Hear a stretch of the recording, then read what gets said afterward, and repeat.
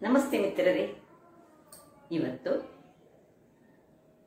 ರುಚಿಕರವಾದ ಒಂದು ದೋಸೆಯನ್ನು ಮಾಡೋಣ. ಅದು ಸಹ ನಾವು ಕರಾವಳಿ ಶೈಲಿಯ ದೋಸೆ. ತೆಂಗಿನಕಾಯಿ ಹಾಗೂ ಅವಲಕ್ಕಿಯನ್ನು ಬಳಸಿ ಫಾರ್ಮೆಂಟ್ ಮಾಡಿದಂತಹ ಒಂದು ದೋಸೆ ತುಂಬ ಚೆನ್ನಾಗಿ ಬರ್ತದೆ. ಆರೋಗ್ಯಕ್ಕಂತೂ ಬಹಳ ಉತ್ತಮವಾದುದು. ಇದಕ್ಕೆ ಉದ್ದನ್ನು ಬಳಸಲಿಕ್ಕಿಲ್ಲ, ಸೋಡಾ ಹಾಕಲಿಕ್ಕಿಲ್ಲ ಅಥವಾ ಏನೋ ಹಾಕಲಿಕ್ಕಿಲ್ಲ. ನ್ಯಾಚುರಲ್ ಆಗಿ ಅದನ್ನು ನಾವು ಫಾರ್ಮೆಂಟ್ ಮಾಡುವಂತಹದ್ದು. ಬಟ್ ಟೇಸ್ಟ್ ಅಂತೂ ಬಹಳ ಚೆನ್ನಾಗಿರ್ತದೆ. ಹಾಗಾದರೆ ಈ ಒಂದು ರುಚಿಕರವಾದ ದೋಸೆಯನ್ನು ಹೇಗೆ ಮಾಡುವುದೆಂದು ನೋಡೋ ಮೊದಲು ಯಾರೆಲ್ಲ ನನ್ನ ಚಾನಲನ್ನು ನೋಡ್ತಿದ್ದೀರಿ, ಯಾರೆಲ್ಲ ಇನ್ನೂ ಸಬ್ಸ್ಕ್ರೈಬ್ ಮಾಡಿಲ್ಲ, ದಯವಿಟ್ಟು ಸಬ್ಸ್ಕ್ರೈಬ್ ಮಾಡಿ ಸಪೋರ್ಟ್ ಮಾಡಿ ಅಂತ ಹೇಳುತ್ತಾ ಬನ್ನಿ ಅಡಿಗೆ ಮನೆಗೆ ಹೋಗೋಣ. ನಮಸ್ತೆ ಮಿತ್ರರೇ, ಇವತ್ತೊಂದು ಉದ್ದನ್ನು ಬಳಸದೆ ಅವಲಕ್ಕಿಯನ್ನು ಬಳಸಿ ಒಂದು ಸ್ಪಾಂಜ್ ದೋಸೆ ಮಾಡೋಣ. ಬಹಳ ಟೇಸ್ಟಿಯಾಗಿ ಬರ್ತದೆ ಮತ್ತು ತುಂಬ ಸ್ಮೂತಾಗಿ ಬರುವಂತಹ ಕಣ್ಣುಗಳುಳ್ಳ ದೋಸೆಯನ್ನು ಹೇಗೆ ಮಾಡೋದನ್ನು ನೋಡಲು ಮೊದಲಿಗೆ ನಾವು ಈ 1 ಗ್ಲಾಸ್ನಷ್ಟು ನೋಡಿ, ಈ ಗ್ಲಾಸ್ನಲ್ಲಿ 1 ಗ್ಲಾಸ್ನಷ್ಟು ಅಕ್ಕಿಯನ್ನು 4 ಗಂಟೆಗಳ ಕಾಲ ನೆನೆಸಿಟ್ಟುಕೊಂಡಿದ್ದೇನೆ. 1 ಚಮಚ ಮೆಂತೆಯನ್ನು ನೆನೆಸಿಟ್ಕೊಂಡಿದ್ದೇನೆ. 1 ಗ್ಲಾಸ್ ಎಷ್ಟು ಅಕ್ಕಿ ತೆಗೆದುಕೊಂಡಿದ್ದೇವೆ ಅಷ್ಟೇ ತೆಂಗಿನ ತುರಿ, ಅಷ್ಟೇ 1 ಗ್ಲಾಸ್ನಷ್ಟು ಅವಲಕ್ಕಿ. ಈಗ ಮೊದಲಿಗೆ ನಾವು ಇದನ್ನೀಗ ನೆನೆ ಹಾಕಿದ್ದೇವೆ. ಈ ಅವಲಕ್ಕಿಯನ್ನು ನಾವು ಏನು ಮಾಡೋಣ ಹೇಳಿದರೆ ಚೆನ್ನಾಗಿ ತೊಳೆದುಕೊಳ್ಳೋಣ. ಒಂದು ಪಾತ್ರೆಗೆ ಹಾಕ್ಕೊಂಡು ಅವಲಕ್ಕಿಯನ್ನು ಇದನ್ನು ಚೆನ್ನಾಗಿ ತೊಳೆದು ತರ್ತೇನೆ ನಾನು.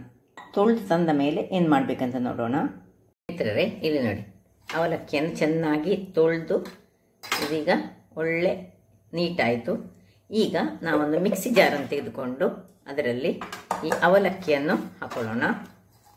ತೊಳೆದಿಟ್ಕೊಂಡಂತಹ ಅವಲಕ್ಕಿ ಹಾಗೂ ತೆಂಗಿನ ತುರಿ ಇಷ್ಟನ್ನು ಹಾಕಿ ಒಂದು ಸರ್ತಿ ಒಂದು ಸ್ವಲ್ಪ ನೀರನ್ನು ಹಾಕ್ಕೊಂಡು, ಅದಕ್ಕೆ ಮೆಂತೆ ಬೇಕಿದ್ರೆ ನೀರನ್ನೇ ಹಾಕೊಳ್ಳೋಣ. ಸುರಿಗೆ ಮೆಂತೆಯನ್ನು ನೆನೆಸಿಟ್ಟಂತಹ ನೀರನ್ನೇ ಹಾಕ್ಕೊಳ್ತಿದ್ದೇನೆ. ಮತ್ತು ಸ್ವಲ್ಪ ನೀರು ಇಷ್ಟನ್ನು ಹಾಕಿ ಒಂದು ಚೆನ್ನಾಗಿ ಜಸ್ಟ್ ಒಂದು ಗ್ರೈಂಡ್ ಮಾಡಿ ತರ್ತೇನೆ. ವೀಕ್ಷಕರೇ, ಇಲ್ಲಿ ನೋಡಿ, ಅವಲಕ್ಕಿ ಮತ್ತು ತೆಂಗಿನ ತುರಿ ಸ್ವಲ್ಪ ಗ್ರೈಂಡ್ ಆಗುವಾಗ ಈ ನೆನೆಸಿಟ್ಟ ಮೆಂತೆಯನ್ನು ಹಾಕೊಳ್ಳೋಣ ಅದಕ್ಕೆ. ಇನ್ನು ತೆಂಗಿನ ತುರಿಯ ಒಟ್ಟಿಗೆ ಅಕ್ಕಿ, 1 ಲೋಟದಷ್ಟು ಅಕ್ಕಿ. ಸೊ ಎಷ್ಟು ನಾವು ಅಕ್ಕಿ ತೆಗೆದುಕೊಂಡಿದ್ದೇವೆ ಅಷ್ಟೇ 1 ಲೋಟದಷ್ಟು ಅಕ್ಕಿಗೆ 1 ಲೋಟದಷ್ಟು ತೆಂಗಿನ ತುರಿ, 1 ಲೋಟದಷ್ಟು ಅವಲಕ್ಕಿ. ಈಗ ಇಷ್ಟನ್ನು ನಾವು ಇನ್ನು ಸ್ವಲ್ಪ ನೀರನ್ನು ಹಾಕ್ಕೊಂಡು ಇನ್ನು ಒಂದು ಅರ್ಧದಿಂದ 3/4 ಲೋಟದಷ್ಟು ನೀರನ್ನು ಹಾಕ್ಕೊಂಡು ಇದನ್ನು ಪುನಃ ಗ್ರೈಂಡ್ ಮಾಡಿ ತರ್ತೇನೆ.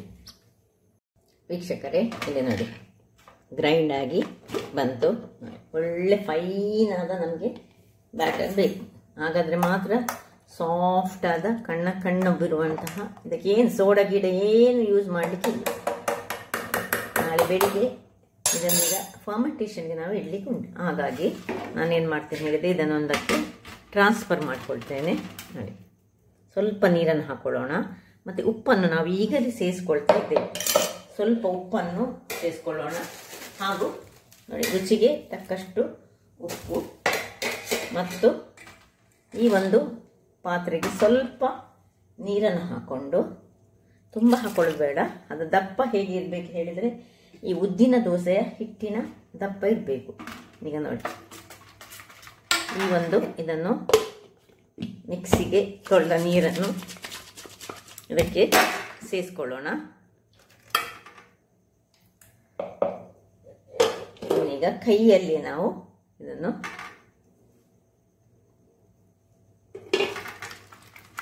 ಸ್ವಲ್ಪ ಸಹ ತೆಂಗಿನ ತುರಿ ಸುರಿಗೆ ಅದಕ್ಕೆ ಹಾಕ್ಕೊಳ್ಳೋದು. ಅದು ಸ್ವಲ್ಪವೂ ಇರಬಾರ್ದು, ಅಂದರೆ ಅಷ್ಟು ಗ್ರೈಂಡ್ ಆಗಬೇಕು, ಫೈನಾಗಿ ಗ್ರೈಂಡ್ ಆಗಬೇಕು. ನೋಡಿ, ಈಗ ಉಪ್ಪನ್ನು ಹಾಕ್ಕೊಂಡೆ ನಾನು. ಹೀಗೆ ಚೆನ್ನಾಗಿ ಒಂದು 2-3 ನಿಮಿಷಗಳ ಕಾಲ ನಾವು ಇದನ್ನು ತಿರುಗಿಸ್ಕೊಳ್ಬೇಕು. ಹೀಗೆ ಉಪ್ಪು ಹಾಕಿದ ಮೇಲೆ ಉಪ್ಪು ಸರಿ ಕಲಡಿಕೊಳ್ಬೇಕು. ಆಮೇಲೆ ಒಂದು ಮುಚ್ಚಳವನ್ನು ಮುಚ್ಚಿಕೊಂಡು ನಾವು ಇದರ ಮೇಲೆ ಒಂದು ಭಾರದ ವಸ್ತುವನ್ನು ಇಟ್ಟುಕೊಂಡು ಇದನ್ನು ಫರ್ಮೆಂಟೇಷನ್ಗೆ ಇಟ್ಕೊಳ್ಳೋಣ. ವೀಕ್ಷಕರೇ, ಇಲ್ಲಿ ನೋಡಿ, ನಿನ್ನೆ ರಾತ್ರಿ ನಾವು ಫರ್ಮೆಂಟೇಷನ್ಗೆ ಇಟ್ಟಂತಹ ಹಿಟ್ಟು ಹೇಗೆ ರೆಡಿಯಾಗಿದೆ ಅಂತ ನೋಡೋಣ. ಒಳ್ಳೆ ಹುದುಗಿದೆ, ಏನು ನಾವು ಉದ್ದ ಹಾಕಲಿಲ್ಲ, ಏನು ಹಾಕಲಿಲ್ಲ ನೋಡಿ, ಆದರೆ ಸಹ ಹೇಗೆ ಬಂದಿದೆ ನೋಡಿ. ಅಂದರೆ ಈ ಉದ್ದಿನ ಹಾಗೆ ಹುದುಗುದಿಲ್ಲ, ಬಟ್ ಚೆನ್ನಾಗಿ ಫರ್ಮೆಂಟ್ ಆಗಿದೆ. ಈಗ ನಾವು ಒಲೆಯಲ್ಲಿ ಒಂದು ಕಾವಲಿಯನ್ನು ಇಟ್ಕೊಳ್ಳೋಣ. ವೀಕ್ಷಕರೇ, ಇಲ್ಲಿ ನೋಡಿ, ಮೊದಲಿಗೆ ಹಿಟ್ಟಿನ ಕನ್ಸಿಸ್ಟೆನ್ಸಿ ಒಮ್ಮೆ ನಾನು ತೋರಿಸ್ಕೊಡ್ತೇನೆ. ಕಾವಲಿಗೆ ಹಾಕುವ ಮಾಡೋದು ನೋಡಿ, ಈ ರೀತಿಯಾಗಿ ಪೋರಿಂಗಲ್ಲಿ ಇರಬೇಕು. ತುಂಬ ದಪ್ಪ ಆದರೆ ಒಳ್ಳೆಯದಾಗಿ ಬರೋದಿಲ್ಲ. ಸೊ ಈಗ ಇಲ್ಲಿ ಒಂದು ಕಾವಲಿಯನ್ನು ನಾನು ಬಿಸಿಯಾಗಲಿಕ್ಕೆ ಇಟ್ಕೊಳ್ತಿದ್ದೇನೆ. ಕಾವಲಿ ಬಿಸಿಯಾಗಲಿ. ವೀಕ್ಷಕರೇ, ಕಾವಲಿ ಬಿಸಿ ಆಯಿತು. ಈಗ ಒಂದು ಸೌಟಿನಷ್ಟು ತೆಗೆದುಕೊಂಡು ನೋಡಿ, ಇದರಲ್ಲಿ ಒಂದು ಸೌಟು ಜಸ್ಟ್ ಈಗ ಹಾಕಿಕೊಳ್ಳೋದು ಮಾತ್ರ, ಏನು ಇದನ್ನು ಅಲ್ಲಾಡಿಸ್ಕೊಳ್ಳಿಕ್ಕಿಲ್ಲ. ಈಗ ತನ್ನಷ್ಟಕ್ಕೆ ಅದರಲ್ಲಿ ಹೋಲ್ಸ್ಗಳು ಬರಲಿಕ್ಕೆ ಶುರುವಾಗ್ತದೆ. ಆಮೇಲೆ ಅದರ ಮೇಲೆ ಸ್ವಲ್ಪ ತುಪ್ಪವನ್ನು ಹಾಕೊಳ್ಳೋದು. ಇದು ನೋಡಿ ಹೇಗೆ ಬರ್ತದೆ ನೋಡಿ ಹೋಲ್ಸ್. ನಾವು ಏನು ಇದಕ್ಕೆ ಸೋಡಾ ಆಗಲಿ ಅಥವಾ ಏನು ಹಾಕ್ಕೊಳ್ಳಿಲ್ಲ. ಉರಿ ಮಾತ್ರ ಈಗ ಹದಾ ಉರಿಯಲ್ಲಿ ಇಟ್ಕೊಳ್ಬೇಕು. ದೊಡ್ಡ ಉರಿ ಇಟ್ಕೊಂಡ್ರೆ ಕೆಳಗೆ ಕರಟಿ ಹೋಗ್ತದೆ. ಅದರಿಂದಾಗಿ ಇದು ತೆಂಗಿನಕಾಯಿಯನ್ನು ಯೂಸ್ ಮಾಡಿದ್ದಾರೆ, ಹಾಗಾಗಿ ಇದನ್ನು ಹದಾ ಉರಿಯಲ್ಲಿ ಬೇಯಿಸ್ಕೊಳ್ಬೇಕು, ಮೀಡಿಯಂ ಉರಿಯಲ್ಲಿ. ಇನ್ನೀಗ ಮುಚ್ಚಳವನ್ನು ಮುಚ್ಚಿಕೊಳ್ಳೋಣ. ಒಂದು 2-3 ನಿಮಿಷ ಬೇಯಲಿ. ಇಲ್ಲಿ ನೋಡಿ ವೀಕ್ಷಕರೇ, ಒಂದು 5 ನಿಮಿಷಗಳ ಬಳಿಕ ನಿಧಾನ ಉರಿಯಲ್ಲಿ ಇಟ್ಟಿದ್ದೇನೆ ನೋಡಿ, ಸಾಫ್ಟ್ ಆಗ. ಇದನ್ನು ನೋಡಿ, ಏನು ಅಡಿಮೇಲೆ ಮಾಡಬೇಕಂತ ಏನಿಲ್ಲ, ಹೀಗೆ ಮೇಲೆ ಜಸ್ಟ್ ಇಷ್ಟರಲ್ಲಿ ಮಾಡಿ ಒಂದು ಪ್ಲೇಟಿಗೆ ತೆಗೆದುಕೊಳ್ಳೋಣ. ನೋಡಿ ಎಷ್ಟು ಸ್ಮೂತಾಗಿ ಉಂಟು, ಮತ್ತು ನೋಡಿ ಎಷ್ಟು ಕಣ್ಣುಗಳು ಬಂದು ನೋಡಿ. ಹಾಗೆ ಇನ್ನೊಂದು ಉರಿ ದೊಡ್ಡದು ಮಾಡ್ಕೊಳ್ಬೇಕು. ಉರಿ ದೊಡ್ಡದು ಮಾಡಿ ಮತ್ತೆ ಒಂದು ಹಾಕ್ಕೊಳ್ಬೇಕು. ಏನು ಮುಟ್ಬಾರ್ದು, ಸ್ವಲ್ಪ ಹೀಗೆ ಅದಷ್ಟಕ್ಕೆ ಅದು ಸ್ಪ್ರೆಡ್ ಆಗಬೇಕು ನೋಡಿ. ಆಟೋಮ್ಯಾಟಿಕಲಿ ಈಗ ಅದರಲ್ಲಿ ಕಣ್ಣುಗಳು ಬರಲಿಕ್ಕೆ ಶುರುವಾಗ್ತದೆ.